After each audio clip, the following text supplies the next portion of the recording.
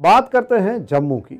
Jammu Shiv Sena UBT की जम्मू कश्मीर इकाई ने मौजूदा खेल नीति को मात्र दिखावा व खोखला करार देते हुए खिलाड़ियों के भविष्य को आर्थिक रूप से सुरक्षित बनाने तथा जमीनी स्तर पर खेल सुविधाओं की बहाली पर आवाज बुलंद करने का संकल्प लिया। प्रेस क्लब जम्मू में आयोजित आज एक संवाददाता सम्मेलन में राज्य प्रमुख मनीष साहनी ने कहा कि खेलो इंडिया और सेंटर ऑफ एक्सीलेंस के तहत जम्मू कश्मीर में खेलों और खिलाड़ियों की बेहतरीन के बढ़ चढ़कर दावे किए जा रहे हैं जो जमीनी स्तर पर खोखले साबित हो रहे हैं। हकीकत तो ये है कि अंतर्राज्यीय खेल प्रतियोगिताओं में हमारे उतने प्रतिभागी नहीं होते हैं जितने अन्य राज्यों के पदक विजेता होते हैं।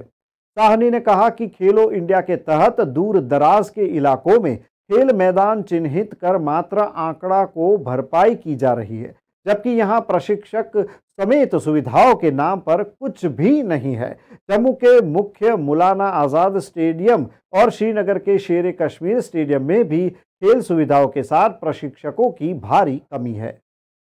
आज की हमारी जो पत्रकार वार्ता है शिवसेना यूबीटी जम्मू कश्मीर इकाई की, वो जम्मू कश्मीर में खेलों की स्थिति को लेकर है, खिलाड़ियों की स्थिति को लेकर है, खेल सुविधाओं को लेकर है। देखिए, सरकार द्वारा, जम्मू कश्मीर प्रशासन द्वारा, खेल विभाग द्वारा बढ़ चढ़कर दावे तो किए जा रहे हैं, मगर ज़मीनी हकीकत जो है बिल्कुल इसके विपरीत है। खेलो इंडिया के तहत या सेंटर ऑफ एक्सक्लूसिव के तहत बड़े बड़े आंकड़े बताए जाते हैं कि लाखों लोगों का पंजीकरण कर दिया गया जम्मू कश्मीर के अंदर खेलों के तहत, मगर जो ज़मीनी हकीकत है वो बिल्कुल इसके विपरीत है। मैं तो ये कहूँगा कि अंतर्राज्यीय प्रतियोगिता के अंदर जितने दूसरे राज्यों के पदक विजेता होते हैं उतने जम्मू कश्मीर के प्रतिभागी भी नहीं होते, पार्टिसिपेशन भी नहीं होती उतने खिलाड़ियों की। खेलो इंडिया के नाम पर करोड़ों का जो है बजट, जनता के टैक्स का पैसा इनको आवंटित किया जाता है, हर साल दिया जाता है जनता के टैक्स का पैसा, मगर उसकी भी गहन जांच होनी चाहिए कि ये जो करोड़ों की यहाँ पर परचेजिंग की जाती है वो कहाँ जाती है।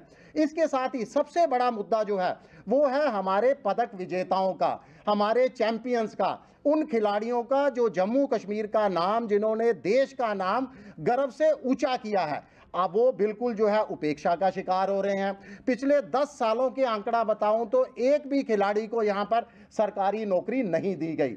SRO 349 के तहत ये घोषणा की गई थी कि हर साल कम से कम 25 नौकरियां जो है खिलाड़ियों को दी जाएंगी, पदक विजेताओं को दी जाएंगी, चैंपियंस को दी जाएंगी। उसके बाद 2021 के अंदर SR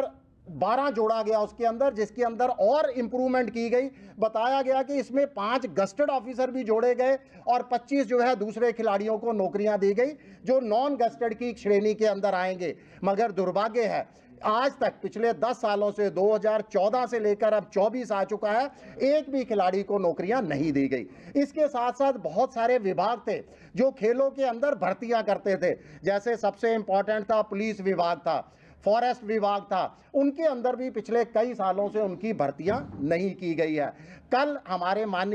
20 फरवरी को हमारे माननीय प्रधानमंत्री जी भी जम्मू कश्मीर का दौरा कर रहे हैं और ऐसी भी जानकारी मिली है कि वो MAM स्टेडियम के अंदर जनसभा का आयोजन करेंगे। ऐसी भी जानकारी है कि वो नियुक्ति पत्र भी बांटेंगे और कई हजारों लोगों को यहां पर नियुक्ति पत्र बांटे जाएंगे। आप लोगों के माध्यम से हम प्रधानमंत्री जी से अपील करते हैं और मुझे पूरी उम्मीद भी है कि अगर वो MAM स्टेडियम में उनकी रैली होगी तो वो जरूर खेलों की सुध भी लेंगे और खिलाड़ी जो हमारे चैंपियंस, जो पदक विजेता कई सालों से जो है अपनी नियुक्ति का इंतजार कर रहे हैं, उनका इंतजार पर भी पूर्ण विराम लगाएंगे, उनको भी जो है वो नियुक्ति पत्र बांटेंगे। शिवसेना ने एक संकल्प लिया है, आज हमने खेल सेल का गठन किया है, जो ये पोस्टर भी आपको दिखाए जा रहे हैं। इसके अंदर हमने सेल खेलों की स्थिति को सुधार करने के लिए, खिलाड़ियों की आवाज बुलंद करने के लिए, क्योंकि लगातार देखा गया है कि कोई भी संगठन खिलाड़ियों की आवाज बनकर सामने नहीं आता, तो खिलाड़ी बेचारा बहुत ज़्यादा परेशान रहता है।